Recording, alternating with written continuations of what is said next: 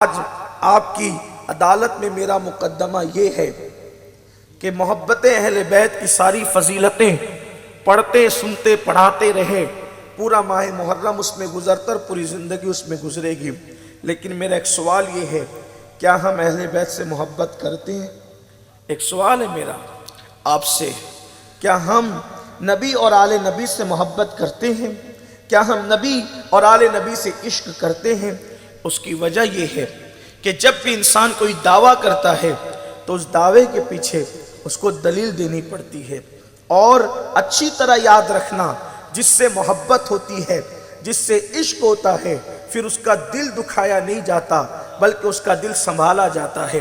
اگر آپ اور ہم اہل بیت کا دل دکھا رہے ہیں تو پھر یزید میں اور ہم میں فرق کیا ہے؟ اگر آپ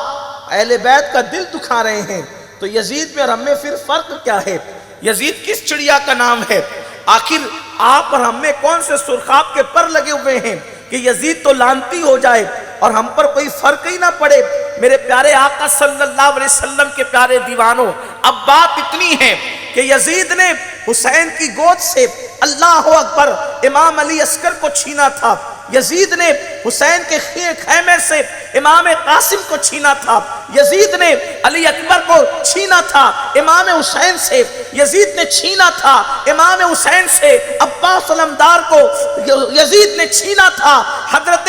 زینب کی چادر تطہیر کو، یزید نے چھینا تھا سکینہ کی چادر تطہیر کو، یزید نے چھینا تھا اللہ اکبر ام رباب اور شہربانوں کی چادر تطہیر کو۔ یعنی یہ سب کچھ کرنے کے بعد اس بدبخت نے اہل بیت کا دل دکھایا، اگرچہ وہ میدان میں موجود نہ تھا، لیکن یہ سب کچھ جو ہو رہا تھا یہ شیطانی ننگا ناچ کربلا میں اسی کے حکم سے ہو رہا تھا۔ کہنے والے نے کہا ہے کہ اللہ اکبر کمان جو ہے وہ ملک شام میں تھی اور اس کا تیر کربلا تک پہنچ رہا تھا، یعنی وہ جو کچھ کہتا تھا اسی پر عمل کیا جاتا تھا۔ اب سنیو، دل لگا کر غور سے سننا، اگر دلوں میں اہل بیت کی محبت ہے، میں نے قرآن مقدس کی جس آیہ کریمہ کی تلاوت کی ہے، اللہ پاک ارشاد فرماتا ہے ثم لتسألن یومئذ عن النعیم، کہ قیامت کے دن اللہ تم سے نعیم کے بارے میں پوچھے گا۔ اس کی مختلف تفاسیر آئی ہے، کسی مفسر نے لکھا ہے